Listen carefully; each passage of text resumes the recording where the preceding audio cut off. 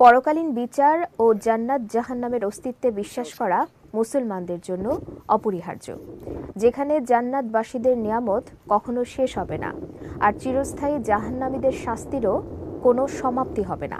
প্রথমবার জান্নাত ও জাহান্নাম দেখার পর মানুষের যে অনুভূতি হবে তা নিয়ে হাদিসে বেশ কিছু বর্ণনা রয়েছে। বিস্তারিত ডেস্ক রিপোর্টে।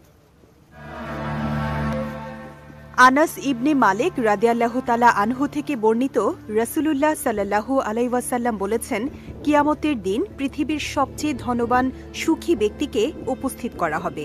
তাকে জাহান্নামে রেখে আবার উঠানো হবে। তারপর তাকে প্রশ্ন করা হবে, তুমি কি কখনো কল্যাণ দেখেছ? তুমি কি কখনো সুখ শান্তি পেয়েছ? সে উত্তরে বলবে, না, আল্লাহর শপথ, হে রব। এরপর পৃথিবীর সবচেয়ে হতভাগ্য ও দরিদ্র লোকটিকে উপস্থিত করা হবে।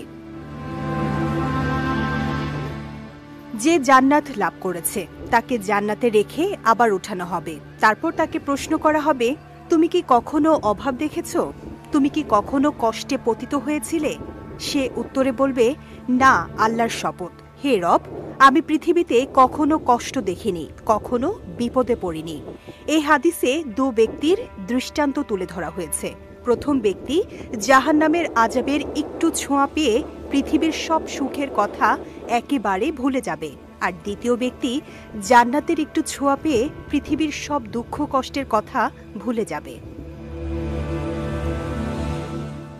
অপর এক হাদিসে আনাস ইবনে মালিক রাদিয়াল্লাহু তাআলা আনহু থেকে বর্ণিত, তিনি বলেন, রাসূলুল্লাহ সাল্লাল্লাহু আলাইহি ওয়াসাল্লাম বলেছেন, কিয়ামতের দিন জান্নাত লাভকারী এক ব্যক্তিকে উপস্থিত করা হবে।